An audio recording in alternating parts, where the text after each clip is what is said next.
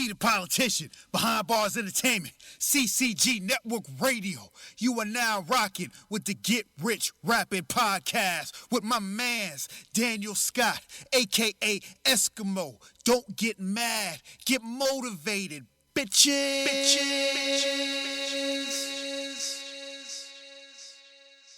What's good, people? We're back once again. It's the Get Rich Rapping podcast. Apologies for being away for a while. The MacBook was down. I had to go through insurance. You know how that goes. But this week, we have got a brother of mine. And when I tell you, listen to this, right? Now, you may be skeptical about anything you hear on this podcast, as it's your right. But I want you to know one thing right now. This man right here makes an incredible eggs, turkey, bacon, and grits. And you can doubt everything else you hear in this podcast, that's fine, but you dare say anything about this man's breakfast, we're going to have some problems. So I'll formally introduce him. He goes by Lehron Robinson, a.k.a. Arson. We call him Al Boogie. What's good, bro? What's going on with you, broski? What's good? What's good? So, I thought you were the perfect guest to bring on, man. I think just your technical know-how is powerful, man. People need to hear this shit. Yeah, man. So first and foremost, I'm a nerd, and yes, when it comes down to the breakfast, I'm definitely Chef Boyardee in the kitchen. You know what I mean? My whip game is strong. So yeah, man, I appreciate that. You know what I mean? I appreciate that. But it's just when you get into something like we're into, you know what I mean, into a creative field, and you have to be a special type of person, I think. Yeah. You have to be able to let yourself go freely, because you don't have the quote unquote walls that you would have in a normal field of work. You know what I mean? It's not really something that's boxed in. So it's a beautiful thing, man, to be able to expand. I enjoy it. Absolutely, man. So really, who is Arson and what does he represent, man? Oh, man, Arson. Okay, so first of all, there's a story behind Arson and how I came up with it. I'm big on like bloodline ties and connections and things like that. You know what I mean? Mm-hmm. And I love things that have dual meanings. So Arson pretty much came from my last name, which is, in this world, your name, your the things that you value, the things that are important to you, all of that is carried through a person's name, in my opinion. So, I cut out a couple of things, and Arson is actually like a shortened version for Robinson. But on the other side, you have Arson where,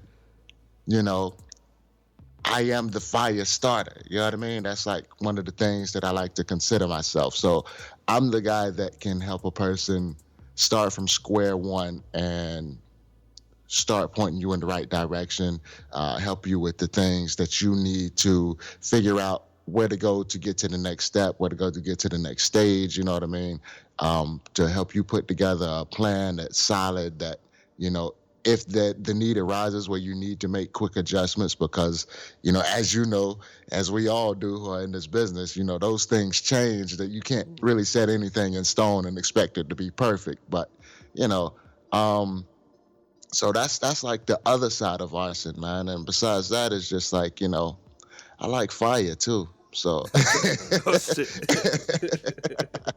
Yeah, I'm not running around setting shit on fire though. You know what I mean? But nah, man, I think fire has like a spiritual nature to it too. You know what I mean? I feel like it's a very, very captivating thing. It has the power to heal, it has the power to hurt and destroy. But at the end of the day, it all depends on the wielder, so I try to use it for good. Nice, man. So what's your favorite part of being in music? Obviously, you produce music, you dabble in rap yourself, you do a lot of marketing work around it, you build resources and things of that nature. But what's your favorite part of being involved in music? Oh, man, if I had to say my favorite part, I think it's the variety. Mm-hmm. Like we were talking a little bit earlier, just the ability that music gives people. For example, okay, I'm a huge fan of R&B. This you know, Oh yeah, but 100%, man. Those voice notes. I can't. Yeah, you know what I mean. But I personally can't sing. But being in a field like music, you know what I mean, where you're not put into the box of conformity to where it has to be one specific area or one specific field. I can't sing, but a person may need somebody to come through and drop a 90s baritone speaking to, baby, I really miss you, you know what I'm saying? And That boy's I need you to come back. Yeah, so I can Hey, baby. still contribute to yeah. So see, and that's the beautiful thing about music, and that's why it's my favorite part, is because no matter what my skills and my qualities are, I can find a place within music that I can utilize that and still be a part of what I love to do. So for me, that's like my favorite part about music, man, just the versatility in it, you know what I mean? Because I think a lot of people get too hung up on the main occupations when they hear music, which is an artist or a producer, and people forget that, but if you're a fan of music in general, you can help promote this music. If you have artists that that you enjoy, or producers, you can help be their promoter, their manager, to help them grow their career, so you hear more of their music.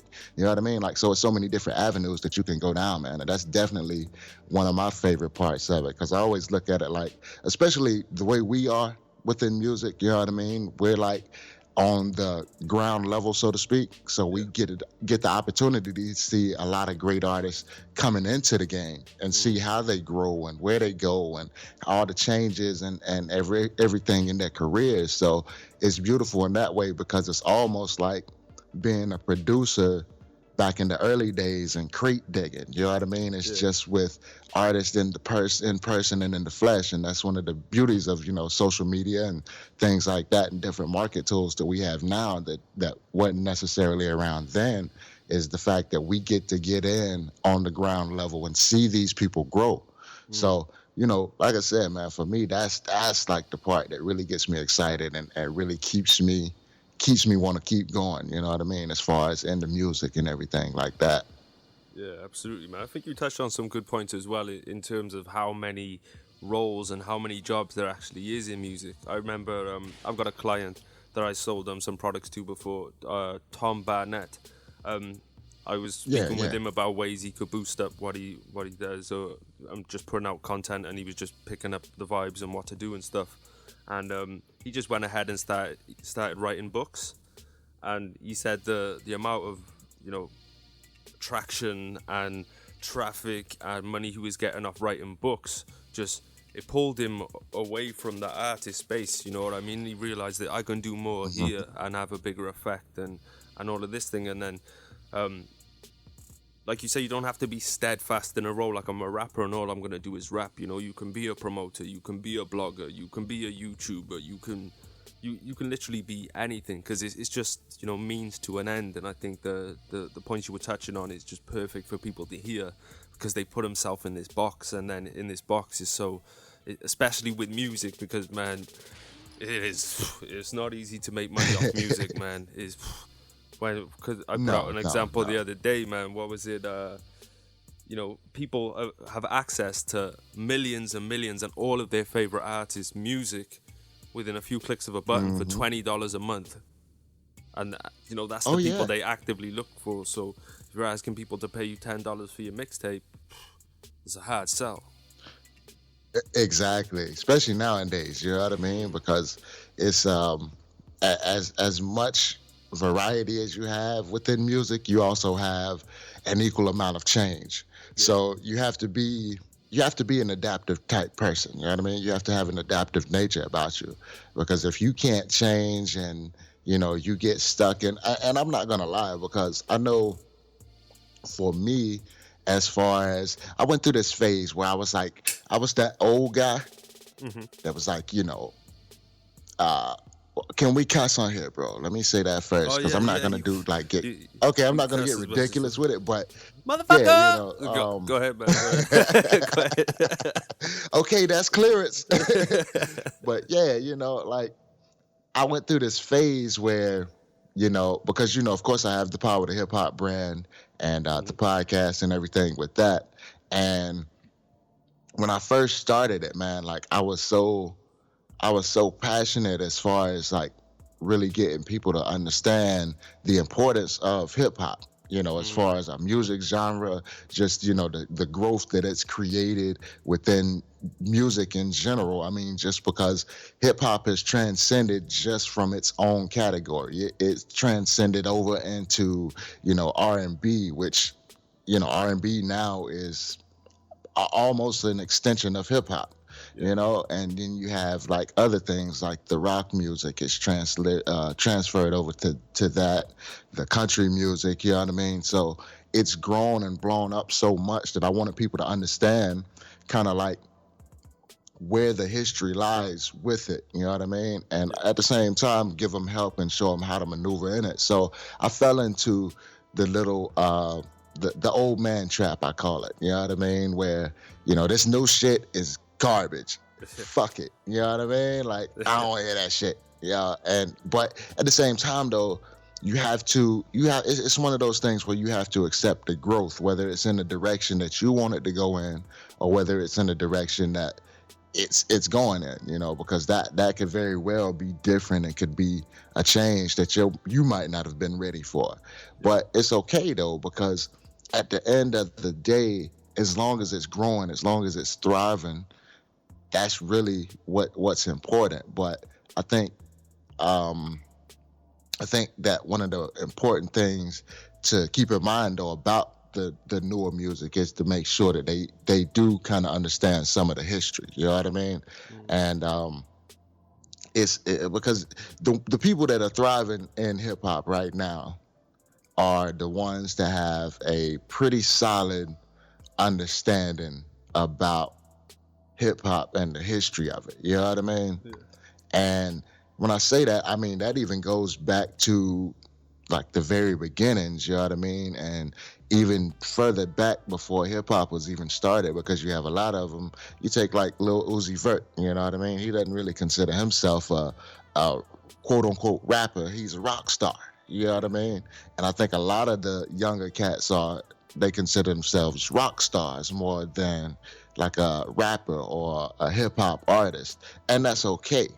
That's okay. But that doesn't mean that it isn't beneficial, because the things that they're talking about are the things that are going on in today's world. Well, most of them anyway. But, it's things that are going on for their generation, as, back in the early 2000s and, late 90s, and the shit that we came up on, that was shit that we could relate to, that, we could understand because we were going through it. We were growing through those things, and I think it's just a change in time, man. It's just a change in time. But, if you can't accept the change though, you know what I mean? Just to bring it full circle. If you can't accept that change and be, have an adaptive nature, I feel like you can eventually end up doing more harm than good, But there's nothing wrong with pushing your own agenda, because, we all have one at the end of the day, regardless of what it is, because even charities have an agenda, I mean, everything has an agenda to it. An agenda is, I think, become a taboo word. You hear a person say something about an agenda and you just automatically think, oh God, he's trying to rob the blind. You know what I mean? Like, but no, it doesn't have to be a bad thing. You know what I mean? Because you have to have a purpose. You have to have a place that you're trying to get to. You have to have an end goal. And I think a lot of people's biggest issue too, whenever it comes to, having an end goal, is that when they get to the end, they stop. Yeah. Because they feel that, it's an end goal. You just automatically assume that when you get to the goal that you're reaching, that's at the end, that it's done, but that's not the case, and that's not the truth. And I think a lot of people should I think changing the vocabulary of what it means to have an end goal, like change it from having an end goal to having a milestone or a checkpoint or something, you know what I mean? Because I think psychologically, whenever you say it's an end goal, you feel like when you get there that it's okay to stop. And when you stop, everything stops that you've built to that point, so you don't want to do that. Absolutely, man. Because I think a good example, especially in music and hip hop, when it comes to like end goals, is when you see an artist, all they wanted to do was blow up. Their only goal was, I want to get my music here. And then, they, as their luck would have it, one day they went viral. Now everybody knows their music and they're there, but they weren't ready for it. You know what I mean? They just got caught on the sly, and now all of a sudden they've just got this huge audience watching them. That's like, oh, okay, so let's see what this one can do. And they're just like, oh shit, they still haven't got off. They probably aren't even licensing their music yet. They're probably not doing shows on a regular and stuff like that. And you just see that, like, obviously it's cool to have end goals, but like, you've got to keep setting goals. I think that's important, man. Setting goals all the time. Yeah. And just being aware in the moment and being aware of what skills are growing. Like you, for example, when you realized, like, I'm sure in the beginning you had no intention of being a website designer, so to speak, or a web developer. And then as your skill set started growing, as soon as your skill set started growing in that, you were like, hey, this could be a thing that I do, you know what I mean? Yeah, man. I mean, and that's the funny thing about it is, like, whenever I first started, bro, I sold 3 beats and made $60 and was like, shit, woo, it's time to take over the world. You know what I mean? Like, we gonna be a producer now. Yeah, let's do it.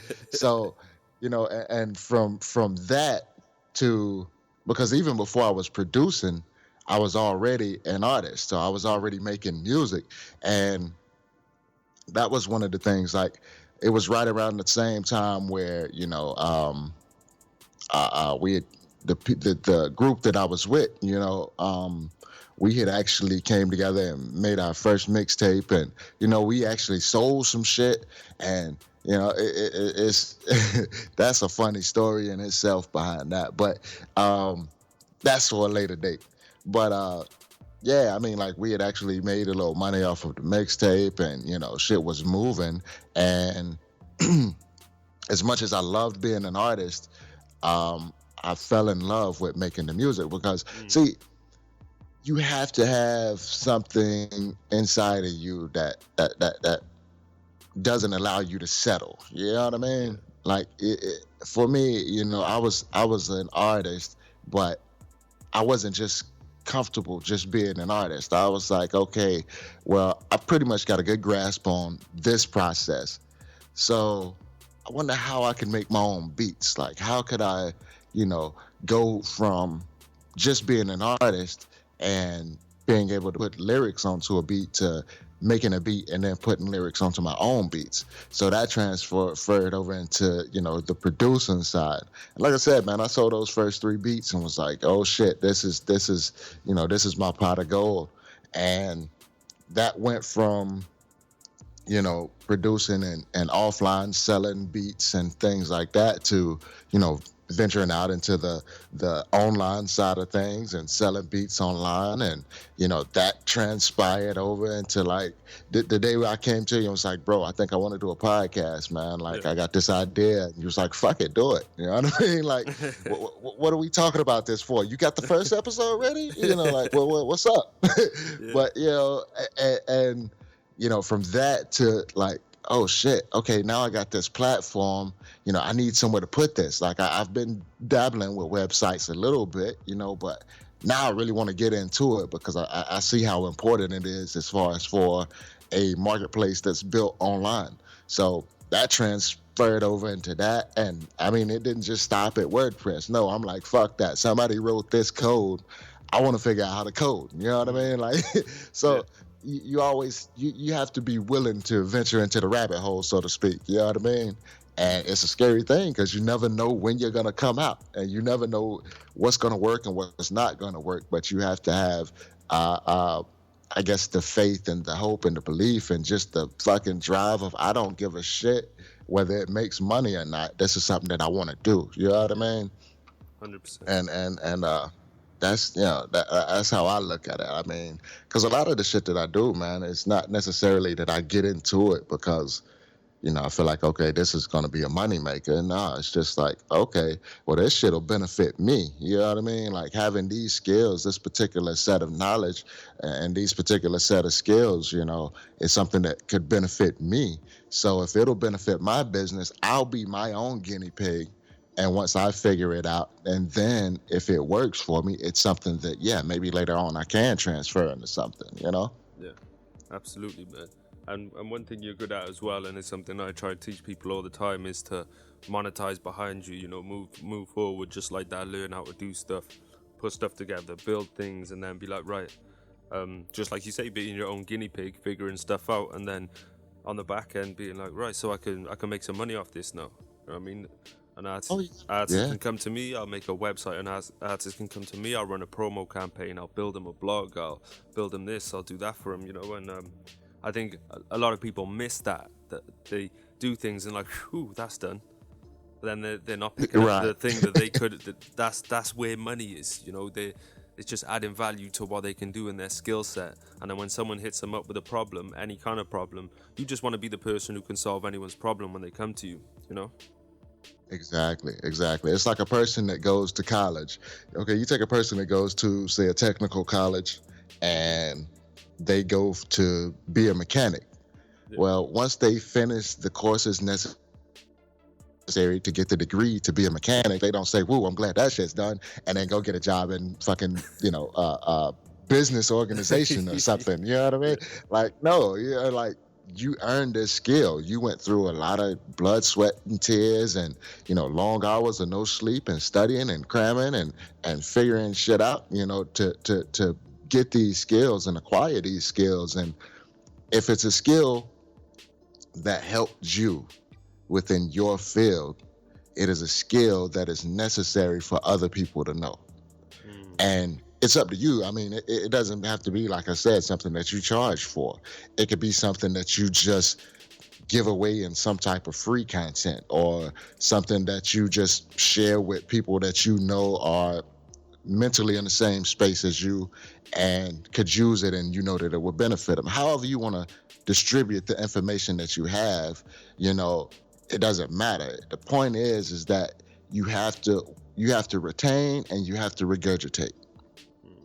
That's how I look at it. It's a big thing. I mean, because it's not so much about how much you know, in my personal opinion, as it is about how much you share that because a lot of people, I mean, and I'm sure that you can attest to this as well. You find people all the time that may come to you with a question that you don't have the answer for, but you do have the wherewithal to go out and find the answer. You know what I mean? So 100%. Where they're willing to stop at, you're willing to go that extra mile, and that's how you build your foundation, build your brand, you build your awareness out in the world, because you're willing to go a little bit further. And a person where they're willing to stop, they're also willing to pay or to compensate a person who's willing to go that extra mile and do the things that they don't want to do. And that's where money comes in, and that's how profit's made in a business. I mean, at the end of the day. Yeah, absolutely. And it's what businesses are made from, like literally if you look at near enough any kind of business or industry out there, you got a problem and they solve it for a price. That's basically it. Like if you look at an iPhone, the problem is we have the ability to communicate with everybody all the time through a bunch of different apps and blah, blah, blah. That's a problem that's a problem if we don't have one of those, but everybody does. That's a problem. You know what I mean? But there's iPhone, or we got one of these here to solve your problem of not being able to communicate with everyone, or like literally you could do with any kind of product out there. And people out there shouldn't be shy of these problems. Embrace these problems, solve these problems for yourself and others, because that's how, we build brands. Like I definitely know I used to do a thing when I first started out making beats and selling them of I used to aim to get 20 thank yous a day. I used to go out there and ask people, yo, what are you going through? What problems have you got that I can help you with today? And I do that, and I try and do it for at least 20 people a day. And then that started getting the traffic building on everything and the social proof on social media, because, that reciprocity thing. So people out there, man, just go right at your problems. Don't try and, finesse around them and find another way all the time. You know what I mean? Like, if it's something little and maybe it's something that you just don't have the time for and you got bigger fish to fry, maybe find a little way around or whatever, or pay someone or something like that. But, if it's a fundamental problem that requires skill and requires something to get through it, man, just get through that shit. Grab the ball by the balls. Man. I mean, it's like the process of making paper. You have the end result that we purchase on a daily basis or have access to and use on a day-to-day basis. But at the same time, nobody really stops to think like, okay, who actually processed the wood to make the paper? Like who actually sold the land with the wood on it to even get it to the company that could process it? Like who actually planted the seed, And that's why I say everything has several avenues and several places that you can be a part of the overall process and the overall product, even though it may not be the spotlight position. You know what I mean? Like you may not be the person that's selling the paper directly to a consumer, but you may be the person in the background to say, hey, I planted 10,000 seeds and these seeds grew and made that paper. You know what I mean? Yeah. So you're still a part of the process, and you just have to be okay with not being in the spotlight. You know what I mean? Like me personally, I'm perfectly fine with that because I'm not really like the spotlight guy. You know what I mean? But like I said, you have to be able to see beyond just the product, and sometimes, you may not be the best person to make the product, but you may be the best to help the process, Yeah, definitely. There's all kinds of roles, and like I say, I got this example that I say to people sometimes, where it's like they say, "Oh, how am I gonna make money?" I said, "Look, there's money in grass." Like, what, you mean weed? No, I don't mean weed. I mean, who says grass? You know what I mean? But I'm gonna smoke some grass, let's go back to Woodstock here. Yeah. You know what I'm saying? But like I say, there's money in grass, and then like I don't understand. I'm like, right, well, if they want high quality grass, they gotta buy seeds. They've gotta get a lawnmower to keep the grass cut. They've got to pay someone to do it, and maybe they gotta buy turf instead of grow grass. There's just so much money in everything. Is more so the point I'm making. Is like everything in this world, someone's making money off it somewhere, whether you know it or not. Okay. Yeah, man, that's absolutely true, bro. That is absolutely true. Absolutely. But obviously, like, marketing is a big part of making money, and that's something that's been able to push us forward in what we do, and everyone who's getting anywhere, especially online nowadays anyway. But what's your relationship with marketing? Do you feel like, what does marketing mean to you?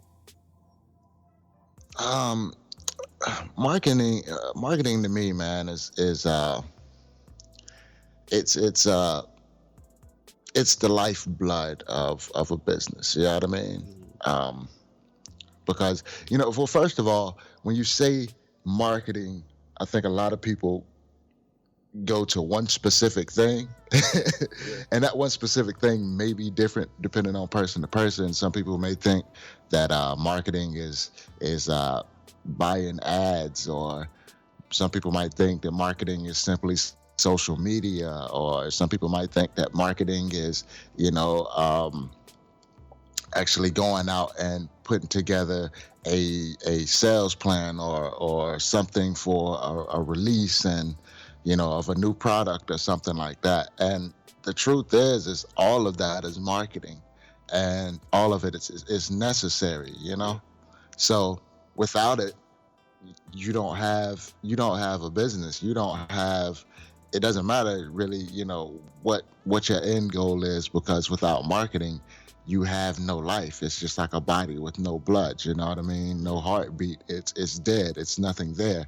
So that's what I say, man. I feel like it's definitely the lifeblood of a business, and I think that it's one of those things where it can be a double-edged sword, because before a lot of people get ahead of themselves, and they focus so much on marketing because they understand the fact that marketing is like one of the biggest and most important parts of a business. But okay, if you don't have shit to market to or for, what the hell are you marketing? You know what I mean? Yeah, you gotta Like, have a okay, product what to I market, mean, yeah. exactly. And you could very well be the product. Yeah. That's not a problem.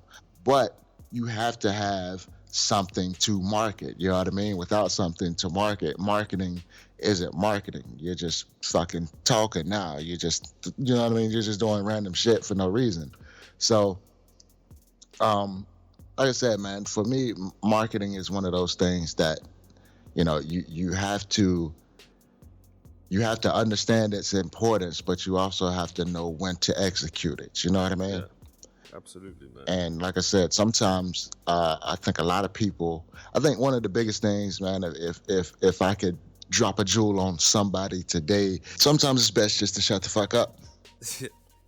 I mean, bottom line, and this is the reason for it. Sometimes you need to have a you have to go through a self-assessment process, and in order to do that, you can't constantly be putting yourself out. You know what I mean? In order to self-assess, you have to stop for a second. Okay, let's look over everything that I've done. Let's look over everything that I have. How's this doing? How's that doing? This, that, and the third, So that's one of those things that you just have to do. And a lot of people, I think, struggle with being able to self-assess.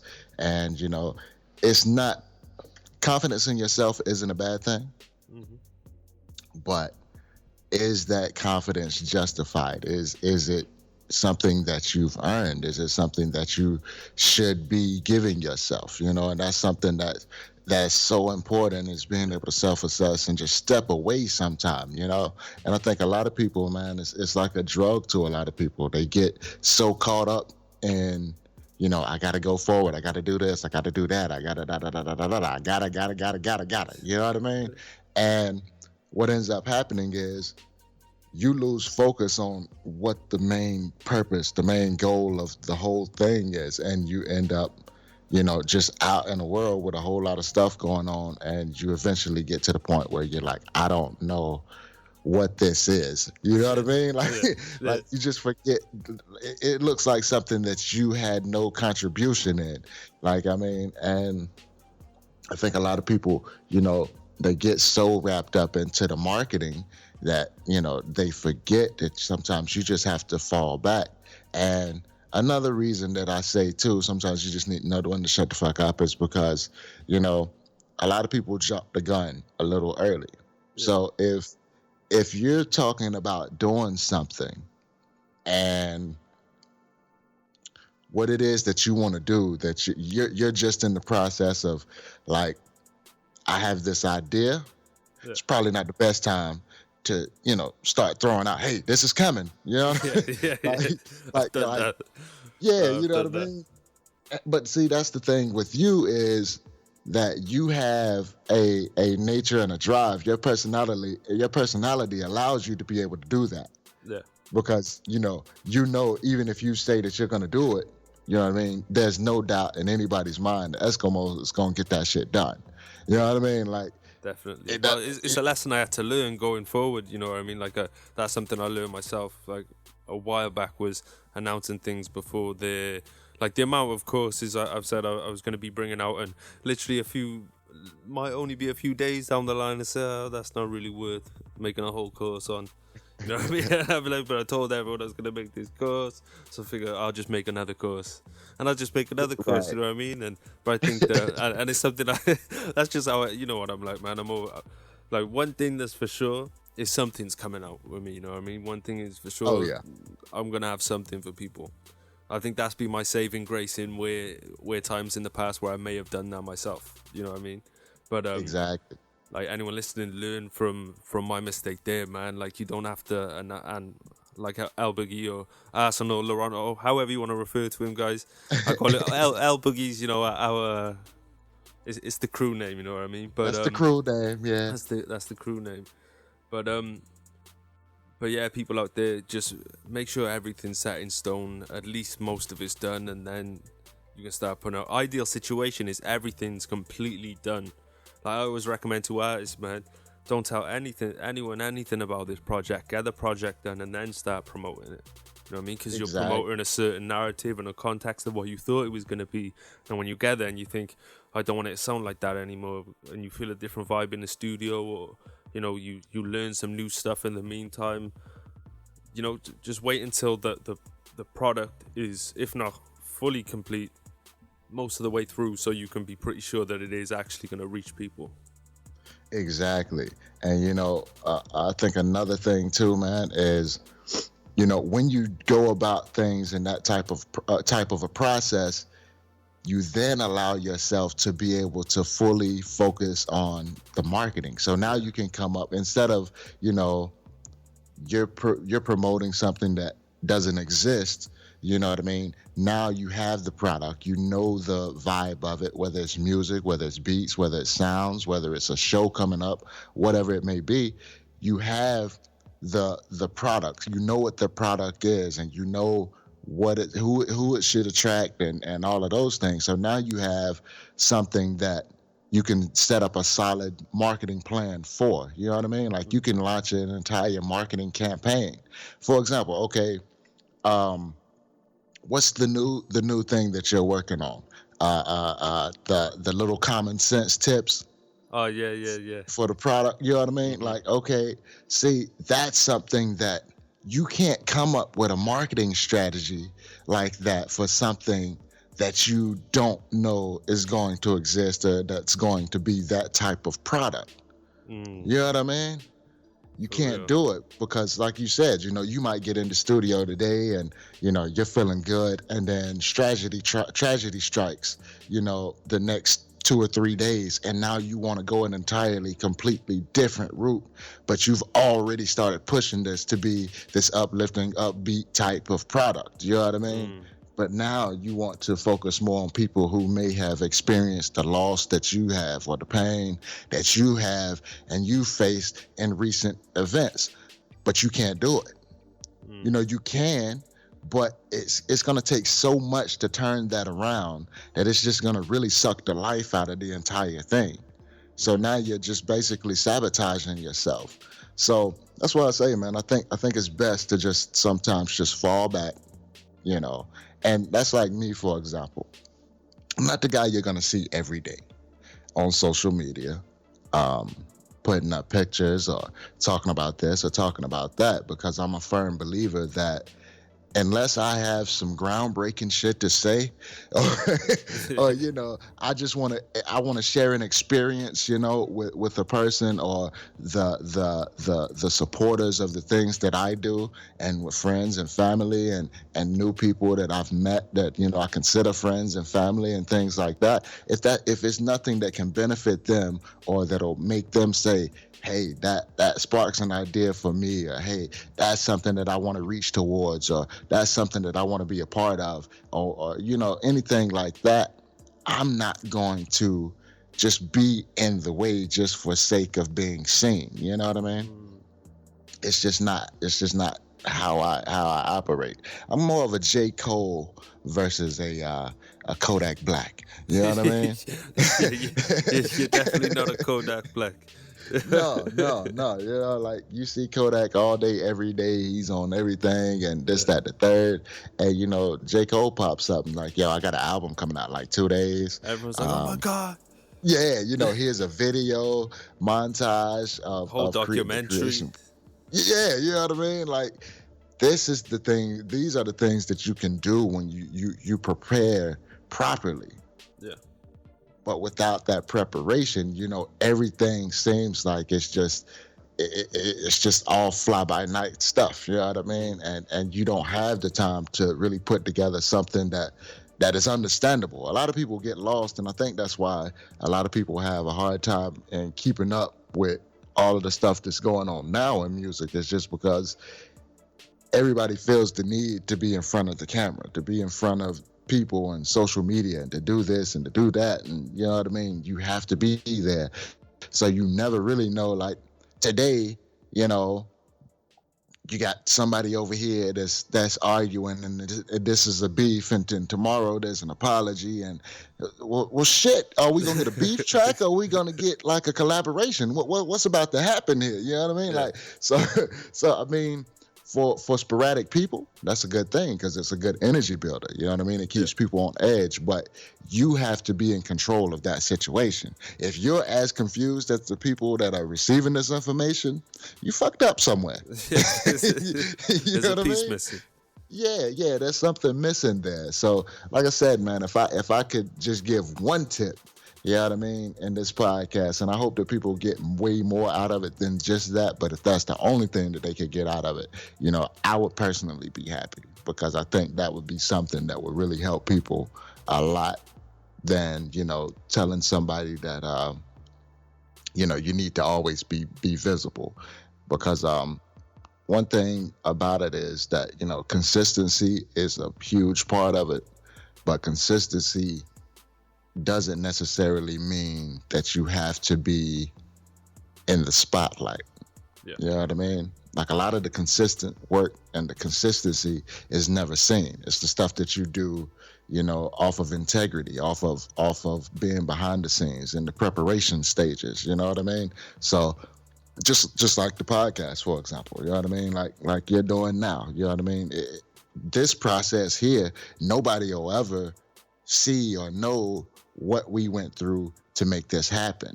Mm-hmm. But at the end of the day, they'll see the consistency of the podcast coming out when it's supposed to. You know what I mean?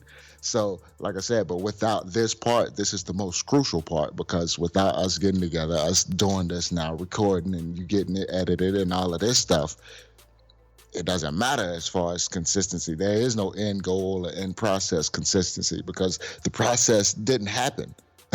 You know what I mean? So, 100%. Yeah, man, that would be my tip. And I think it's good because, like, you touched on a little bit, the contrast between a J. Cole and a Kodak Black is the important thing is for people to know that, don't just follow what you see someone else doing. There's people who do this internet shit on point, but if you just follow what they're doing, it might not fit. Like, my example would be, people who do a lot of studying and they're very aware and very conscious, and they give out knowledge, they give out tips, they give out spiritual stuff, things along that line. And then you get someone who says, right, so okay, so they got a lot of likes, they got a lot of views, so that's what I got to do. But they don't know their fucking ass from their fucking neck or something, you know what I mean? And they just make themselves sound stupid, just pointing out the obvious all the time and things like that. And then you've got people who, can, because they're funny in the way they say things, and maybe they make videos as well, so you can see their facial expressions when they say things, and you can see that it's a joke when they're saying this outlandish stuff, and it translates into their statuses because people have seen their videos. And then someone might look at them and say, right, so I should say this outlandish stuff about race and politics and all that stuff, and maybe people but people are like, oh my god, you can't be saying shit like that, you're this mother, you know what I mean? So, like, you can't just follow someone else's mold. You've got to stay true to yourself in that sense. Like, your style of, sitting in the cut, developing a perfect product works out, that's where you're in your zone and you get stuff right. And, like, mine is the constantly being on social media type of thing, and both ways absolutely work. You know what I mean? For the personality types we are and for the kind of things we want to build. But that doesn't mean that, anyone who's listening in shouldn't just be like copying anybody else out there and just be like, they get likes, so I got to do it like them, or they're making money, so I got to do it like them. The thing is with marketing strategy, man, it's not something you just go and just jump into. This is something that you craft over the years, man. It's taken us years to understand how to properly market, how to properly Exactly. brand, how to properly even communicate with people. For how long in our lives did we not know how to communicate with people on a level of getting things done, as far as, you know, business and online and things like the internet's been around for God knows how long. I've only been making money in the last 3. You know what I mean? So it's Exactly, bro. taken Exactly, years to, you know, figure out how to do it. Because I was blogging back in like 2005 for like a UK music and stuff. I was blogging there and I was pimping that, getting a whole bunch of traffic. I didn't know what to do with it. I had like 5,000-6,000 people landing on my page every day, and I just didn't know what to do with it. I'm like, oh yeah, man, look, all these people look on my website. Yeah, you know what I mean? But like, if I had 5,000-6,000 views every single day, like on one blog, because I got a few blogs and different sites I send people to, but if I could get them all central one day now, to one site now, bro, with 5,000, 6,000 hits a day, I'd be pimping. You know what I'm saying? Yeah. I agree, man. But man, it's a process, and it's definitely not one to be rushed. So people out there, man, strategize, get this right. Know that you know what you're doing when you do things, basically. Yeah, man, and that's what I say, because I think I started actually getting into like the marketing and the internet and the online stuff, as far as with my music and all of that. It was around 2012. So, you know, I'm going on like 5 years, you know what I mean? And things really just started moving probably within the last 1 to 2, you know what I mean? So, like I said, it's a lot of stuff that you have to learn, and you have to try and experiment. You know, you're going to get wins along the way, but the thing that you're reaching for is not just a win every 3 to 4 months, you know what I mean? Or 3 to 6 months, you know what I mean? What you're looking for is a consistent pattern that you can use, that can be replicated to bring in whatever it is that you're looking for, that's going to make you happy and make you see that this is working, you know what I mean? 100%. And like I said, I mean, so, you know, see, I'm gonna tell you, like, this is, this was, I'm gonna jump over into something, man, and you know, one of my biggest issues, okay, was whenever I first got into it, right?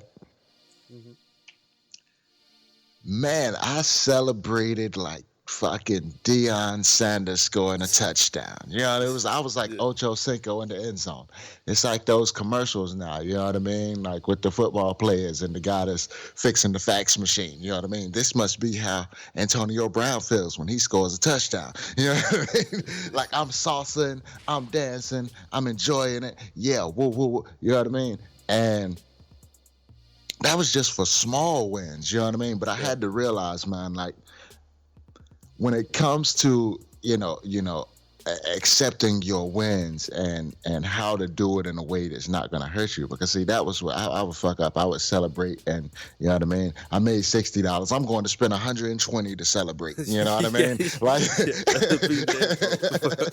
yeah, you know what I mean? So, like I had to learn how to celebrate. You know what I mean? I had to learn how to reward myself for my accomplishments. You know what I mean?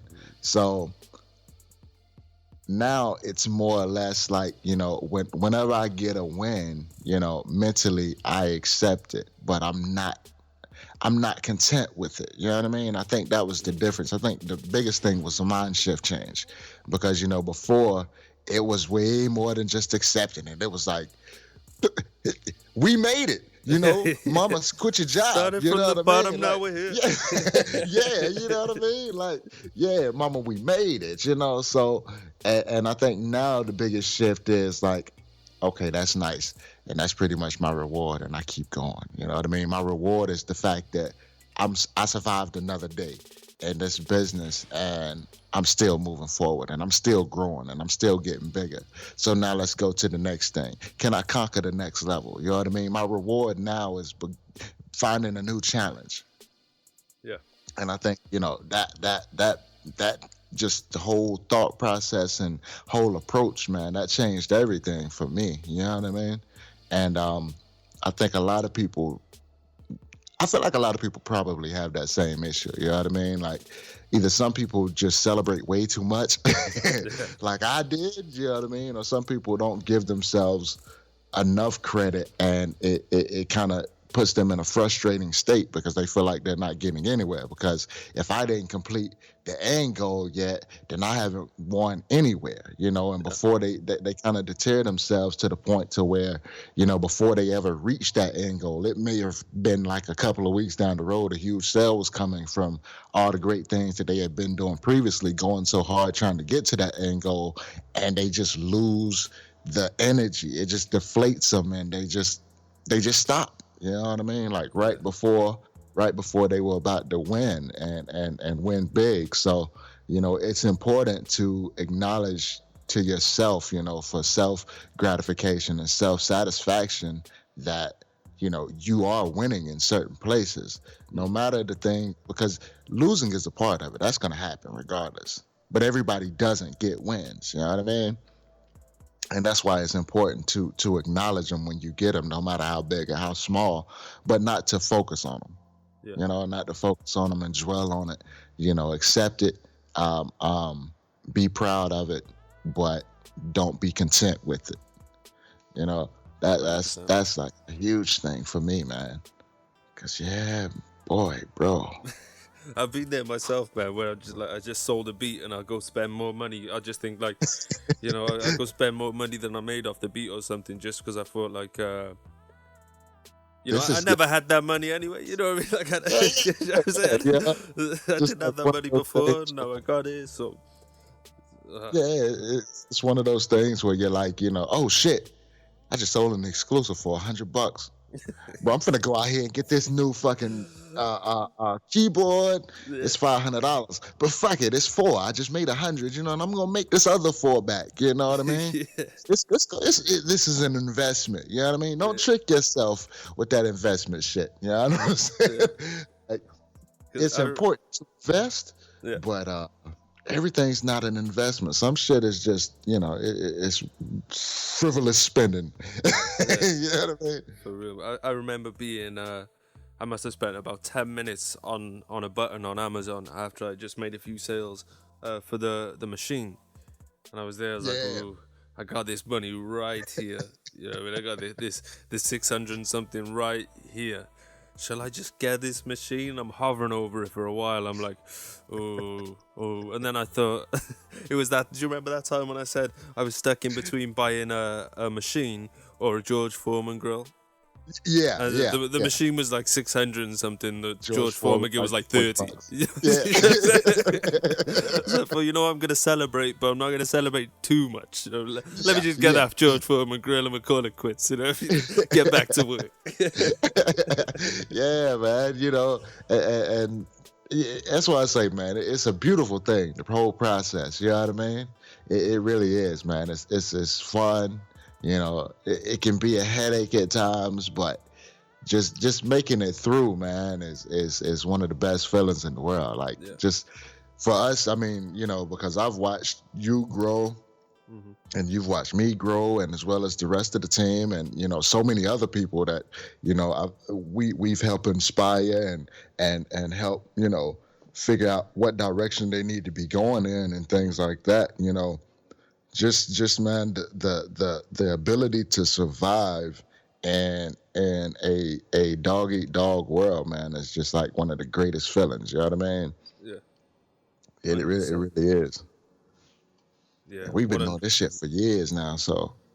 Bro, ever since man, we were out in Orlando, Miami. Orlando was like 3 years ago, some shit. Yeah, that's crazy. 2014, Orlando. Yeah, Orlando was 2014. Yeah. That's crazy, bro. Shit. And then Miami. I had Rashad on the other day, man, and we were talking about the funny stuff like that. Who mans is this? Whose mans is this? Fuck your dinner. Fuck your dinner. Man, that was so lit. But I think you know, that's a good way to celebrate, you know what I mean? Especially if you got a team, is, you know, put some money aside and keep working and go on a vacation. And like, especially for the people out there, because this is the position we're in, is a lot of the people that we work with on a daily basis are people who live, God knows, like I live 6,000 miles away from the East Coast. You know what I mean? I live in the UK. Right. Miles and miles away, you know, and you guys live hundreds and thousands of miles away from each other or whatever. And, Right. But, you know, that's the people who we work with on a daily basis. So it's kind of like, you know, we don't get to see each other all the time. And I know there's a lot of people out there that are exactly the same, that the people they socialize with and work with are from all over the world. Just taking those time and celebrate that way, you know, go meet up with these people, go put some work in, make some music together in the same place, or, you know, put down some plans and things like that. But Yeah, man. Yeah, I recommend doing it in Miami if you're gonna. yeah, most definitely. I could give a strong positive recommendation for Miami.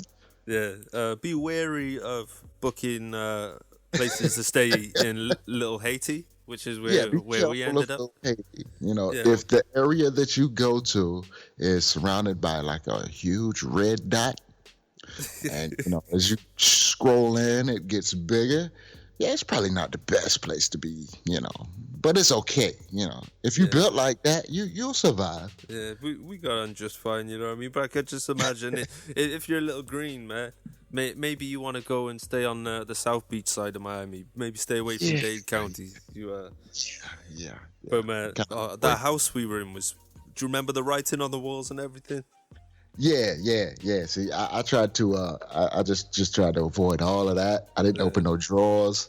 I just, you know, like, I'm just gonna lay on top of the cover. You know, I'm not gonna really disturb anything. It's okay. It's okay. And I got strangled in my sleep one night by a mysterious force. I swear, people, man, no word of a lie. I must have woke up in the middle of the night, and in my dream, I was being strangled. Let me just set the setting was we're in a voodoo house, right? Black magic house. Like literally, the writing on the walls was all like, "This is your one true path to the devil," and then there was like all these script writings on the walls and stuff. They were really small, so you didn't. It was only a few days in, and we're like, What's this writing in the corner here? Come look at this. You know what I mean? And it says that this is your path to Satan, and all those who deny Satan will be denied, and all this kind of stuff. We're like, what the tripping? You know what I mean? And then that night I had a dream. I'm being choked in the dream, right? And I wake up and I'm still being choked. There's no one there, bro. Like, I don't know what people believe in. You know, I don't really talk about this kind of stuff on the podcast. I don't know what people believe in. But yo, there was a dark and evil, sinister presence in the house that was choking me out. Yeah, I just had sometimes, regardless of what you believe, you just have to accept some facts. You know what I mean? You have to accept I was being strangled, and past that, any other day of my life, man, I'm not too big a believer in that side of stuff. But that night, I believe. Shout out to all the Haitians. You know what I mean? Shout out to all my Haitian brothers. You know what I mean? Yeah, that shit's real, man. Don't let no one else tell you different. That shit's real. Fuck. Yeah.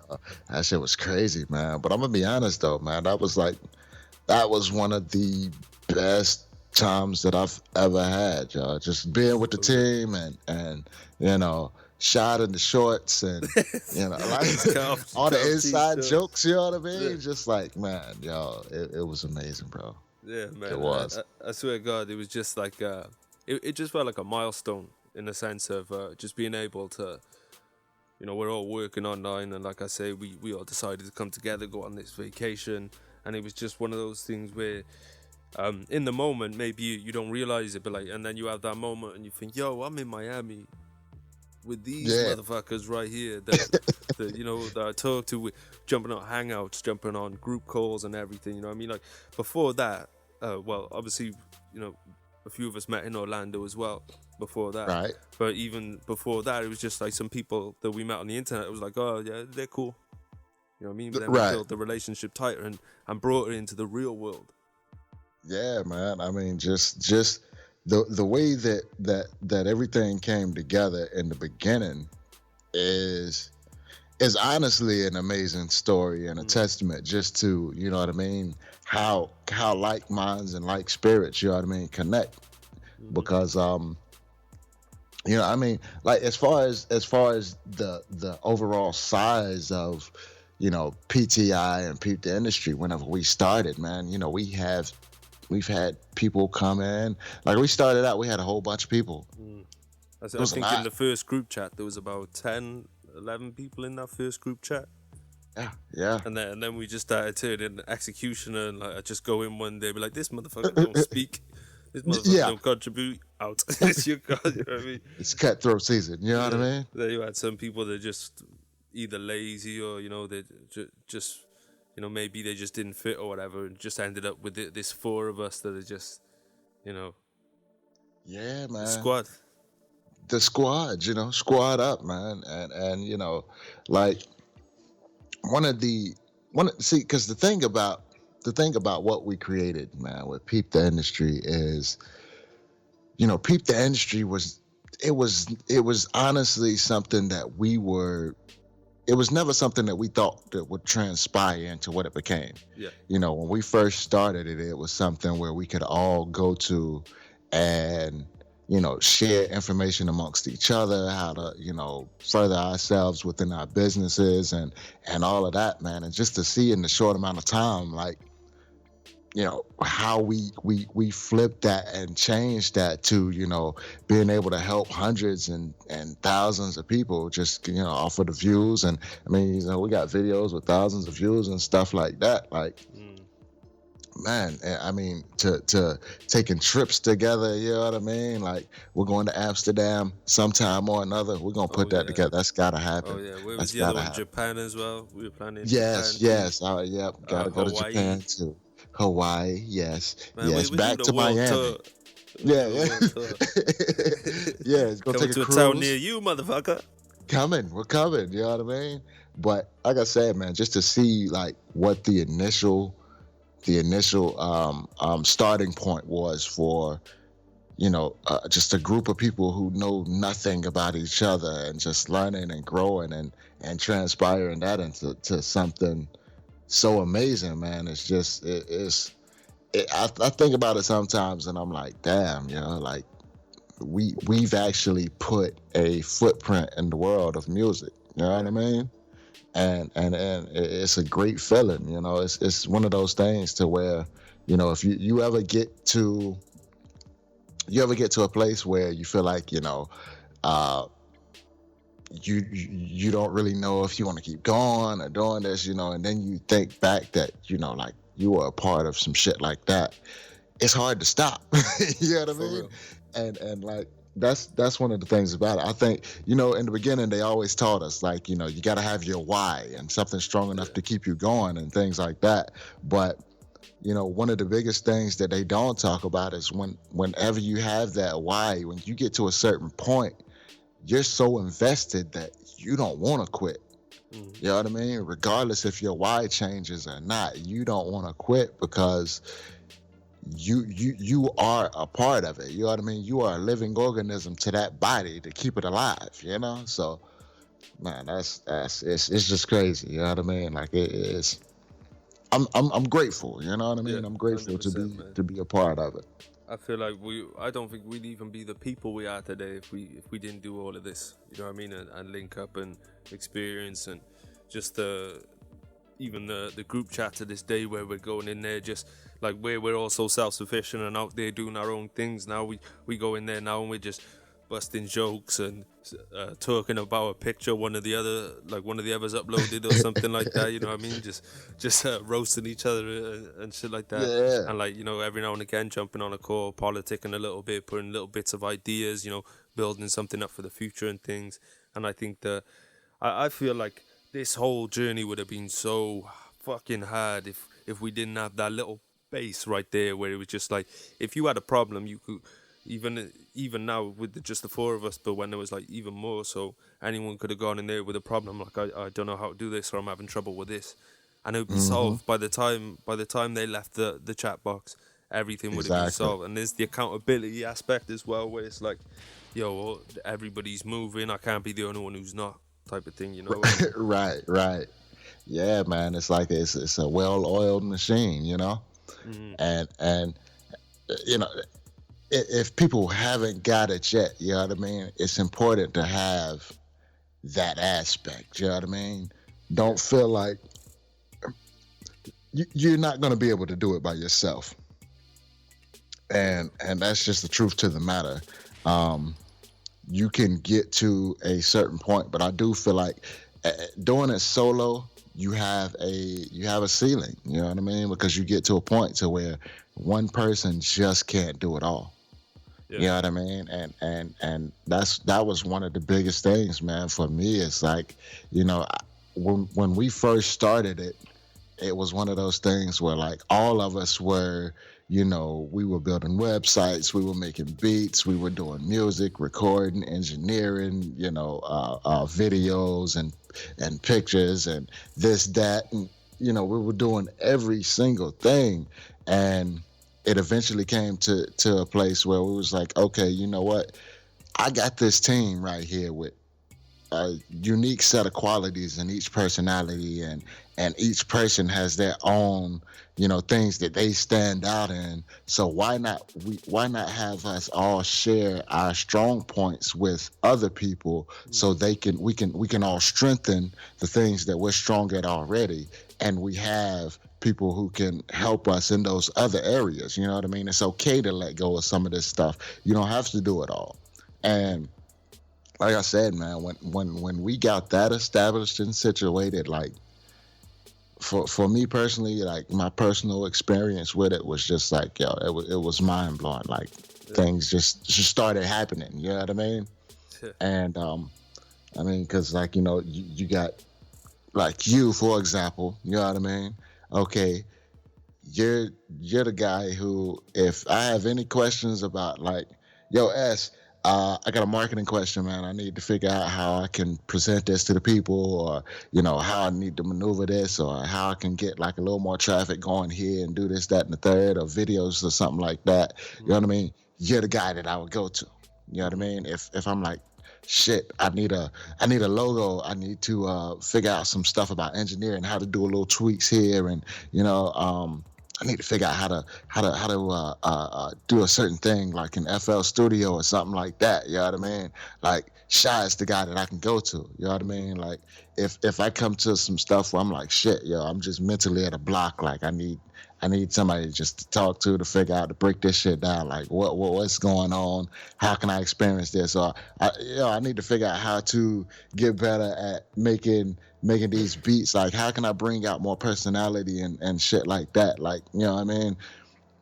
Dame is the guy that I can go to. You know what I mean? Like, and it allows us to just really be able to focus down, man, and double down on the things that we're good at, and go from being, somebody who can do a lot of things, maybe not great, but can do a lot of things, to being masters at certain things, in certain areas. And I think that's something, man, that is just invaluable when you have the ability and the time and the knowledge and the people to help you to get to a place where you can master something.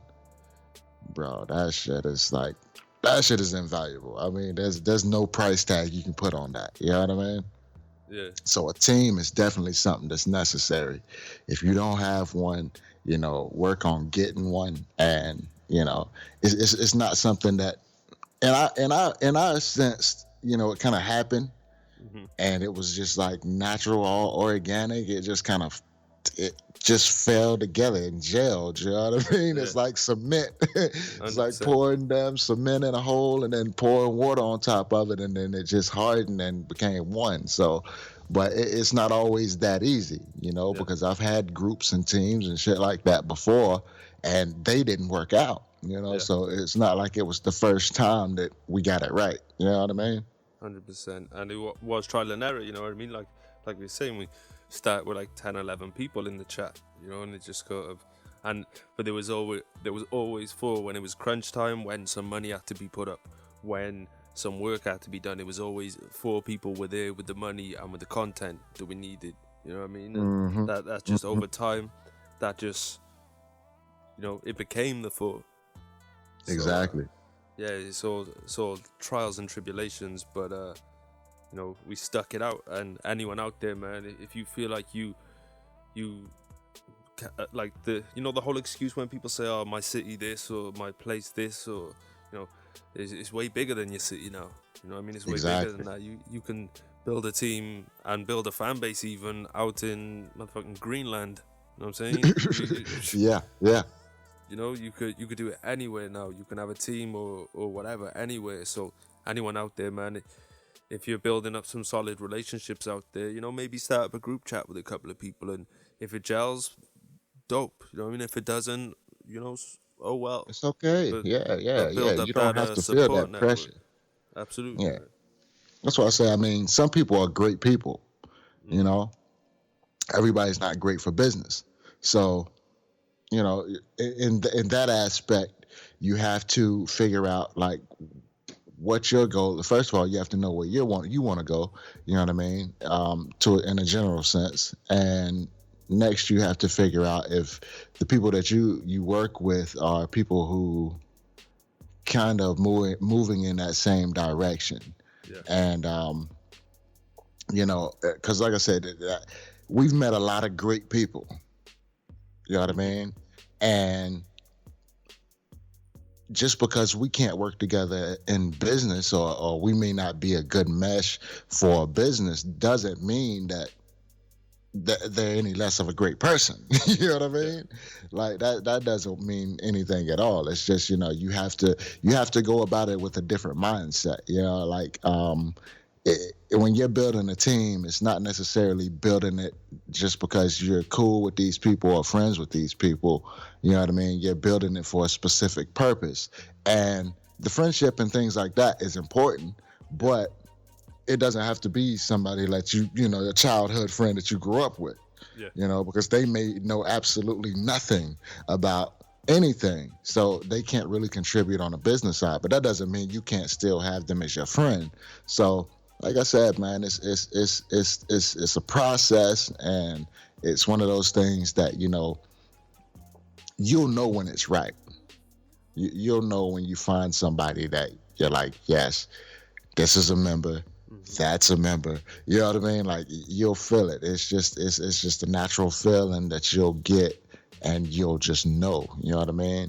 And you have to be observant. You have to be observant when picking out team members, you know, because we as people, it's just natural for us to want to try to put our best foot forward. So with that being said, you know, you have to actually learn a person to start seeing like flaws and start seeing their weak points in their areas. And it's not that you observe them to find them to exploit them.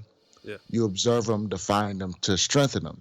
You know what I mean? Because at the end of the day, this is your chain. And on one end of this chain, you have, you know, the end of everything that you've built. And on the other end, you have the pot of gold, so to speak, at the end of the rainbow. So the stronger your chain is, the easier it's going to be to get to, you know, the good side versus the bad side, so to speak. You know what I mean? So, yeah, that's what it's all about, man. You definitely need that team. You definitely need that team. 100%, man. I think, you know, there's a lot of skepticism from people, and the whole attitude of, oh, I don't fuck with no one, I ain't fucking with no one, you're all snakes, you're all this. I understand people's angle on it. I also think that as well as protecting yourself, you're also blocking a few doorways for yourself too. So I always say, man, go with your gut feeling and your common sense. It's just like you said, when they'll just know if it's right. You know what I mean? I think that people should trust their intuition more, and just don't be afraid to put yourself out there like that. And like if you're fully about your shit and you can handle yourself and you can take care of yourself and you can overcome any damage done or anything like that, you should have no fears in life. Just put yourself out there where you need to, you know. So don't let your past dictate your future, in a sense of, I'm not fucking with no one, or I'm not fucking with this, and I'm not fucking that because of a bad past experience. That's all it was, man. Was a bad past experience. You got an experience from that. So, you know, like you say, you had teams in the past that had, you know, didn't gel or didn't work or didn't go the right way for whatever reason. If you would let that, you know, if you said, right, I'm solo dolo now, I'm not fucking with no one, then we wouldn't have been able to experience what we've experienced and do the things that we've done. So Exactly. yeah, Exactly. man, definitely can't let the past dictate the future. I think we kind of went off. I did ask some questions, but I think like literally as we're going through the conversation, I think I'm looking at the questions. I'm thinking, okay, that's covered then. Okay, oh, there we go. That's covered. You know what I mean? But I think that was dope, man. I think we shared a lot of stuff. It's been always great to talk to you and shit, man. But what we got to look man. forward from you? What's next for Lehron Oh Robinson? man, what's next for me? Okay, well, the first thing is stage one is the podcast is coming back, Power to Hip Hop. Oh shit! Yes, we're coming back, and I'm gonna add a little spice to it, man. I'm gonna add a little spice to it. So it's coming back, and of course, I'm gonna drop the knowledge that people need to know. We're gonna keep people in the know, and I want to also use the podcast for something that's more.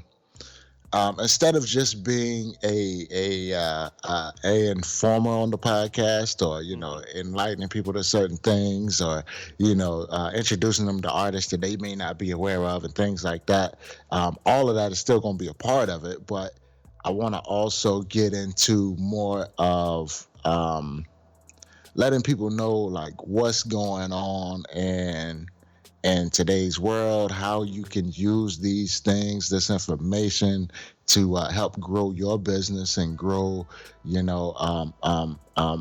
better quality music. You know what I mean? Yeah.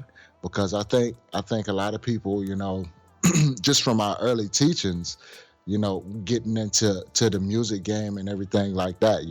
They teach you got to stop watching TV, you got to stop listening to the radio, you got to stop doing this and doing that. But the more information you have, that's more ammo in your arsenal. So Yeah, 100%. I want to incorporate that stuff, because everybody has their own views on things. You know what I mean? And me, man, I love having intellectual conversation. That's one thing that really, you know what I mean? Like, oh man, that's That's you know what I shit. mean? Like, yeah, that's my shit. I'm not gonna lie. You know what I'm saying? So I'm gonna incorporate some of those things, and like I said, bring the podcast back, keep it rolling, and we're gonna move on through with that. And later on down in the future, I've been telling you about it. You know what I mean? We've been talking about it behind the scenes and things, but I am working on a big project. And because it's always been, ever since I started, like my main end goal was to have a place where a artist, a producer, somebody, anybody in music could come to and find everything that they need in one place. You know what I mean? Yeah. And that's kind of like my big project that I'm working on now. So it's going to be something for artists on there. It's going to be some things with producers. I'm going to get with, of course, you and the team, and get you guys to input some things in it for me. And OCG. yeah, OCG. You feel what I'm saying? Like, and really, man, I just want to cover it. I want to cover the whole process, start to finish. You know what I mean? So there's going to be something for everybody. So if you're just getting into it, you know what I mean, into this music thing, and you want to figure out how to make beats, there'll be a section for you. If you want to figure out how to start marketing, there'll be a section for you. If you're a little more advanced and you want to get more into, say, the paperwork and the technical aspects that a lot of people overlook, and the places that you need to be registered with, make sure that you're getting your money and getting paid and things like that. It's going to be stuff for that. I mean, I want to cover all of the little things that people overlook. You know what I mean? The mental aspects of things, because my new one of my new favorite quotes, man, is if you sit on your heels, watch how fast your ass hits the ground. You know what I mean? So, like,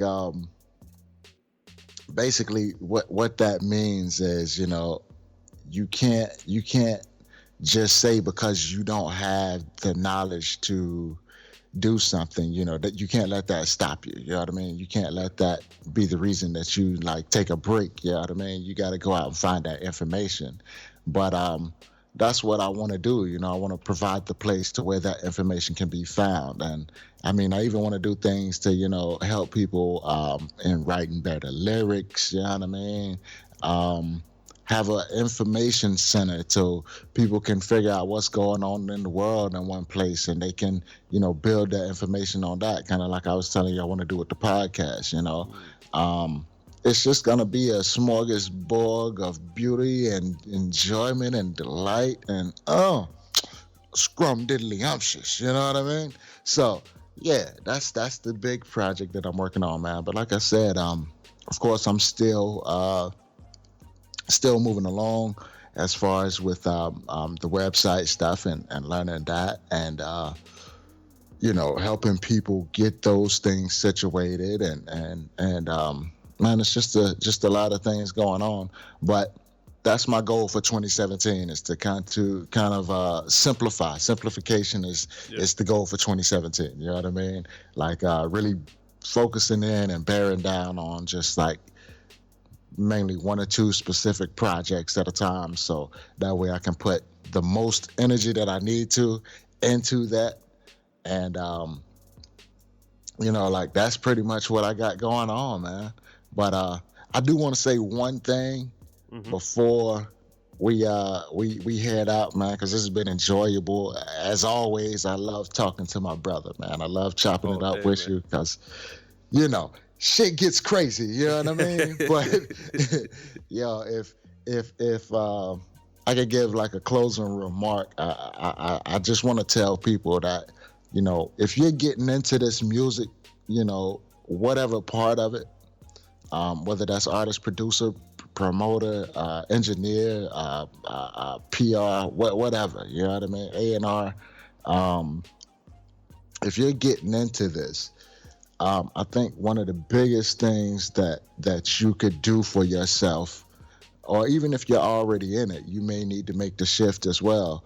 But one of the biggest things that you can do for yourself is really, really understand the preparation, really understand what this requires. You know what I mean?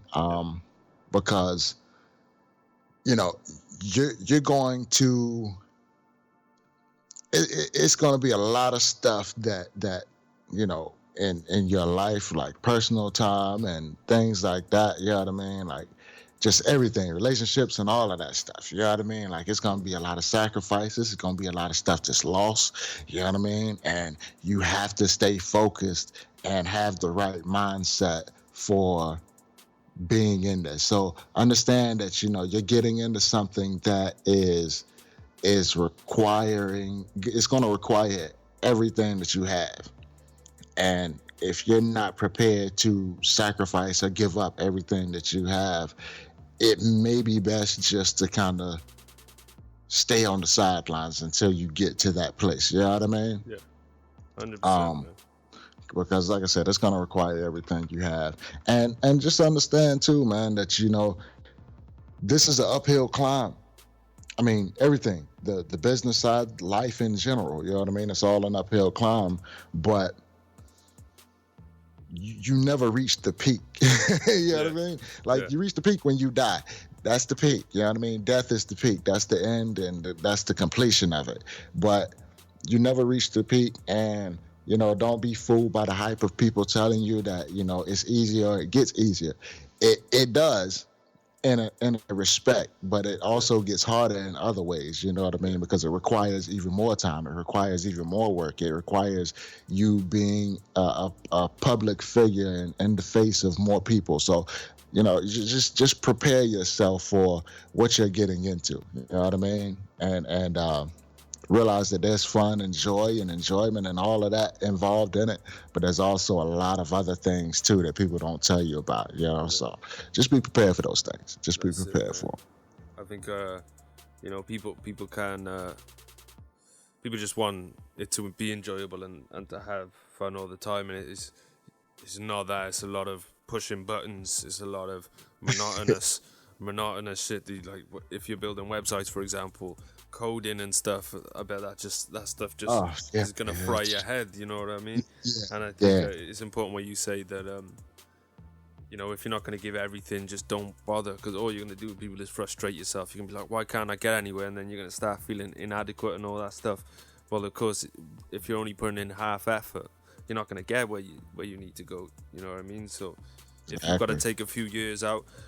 How old was Colonel Sanders when was in his 70s when he was like the in his 70s. Yeah. Now I'm not saying wait until you're 70, folks. I mean, we don't chill that long.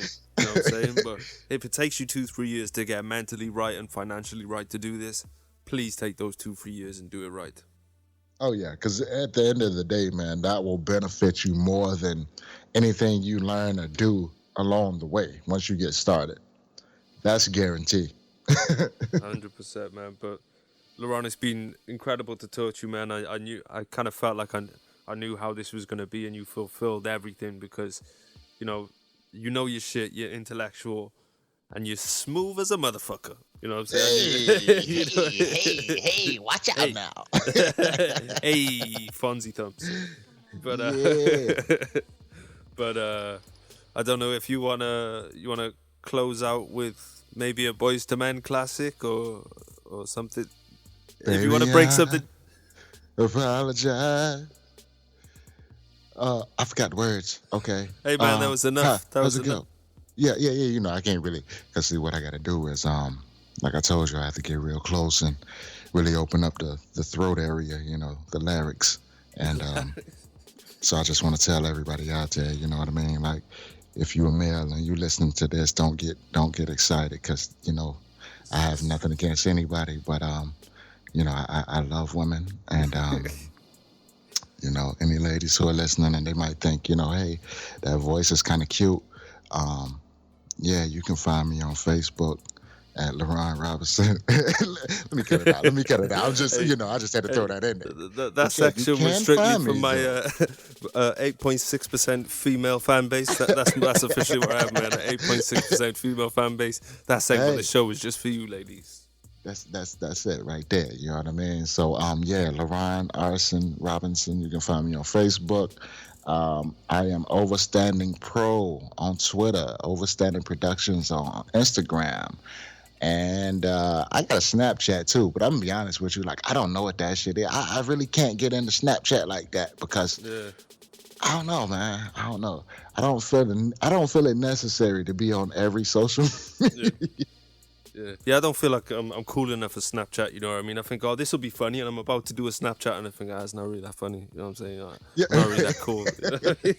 My life's, you know, a lot of pressing buttons and a lot of directing traffic and a lot of, you know, all I'm that gonna tell you stuff, though, you know? I'm gonna tell you, Snapchat was lit when we was in Miami. Oh, yeah. It was lit. I was much cooler in Miami, you know what I'm saying? Isn't everyone? Everyone is. You have no choice. Yeah. But yeah, man. So, like I said, that's where you can find me. I got a whole bunch of websites and shit floating around out there, but like I'm going through the process of reworking all of that shit. So, you know, just hit me direct. You know what I mean? And I'll pick up the phone. So no doubt, man.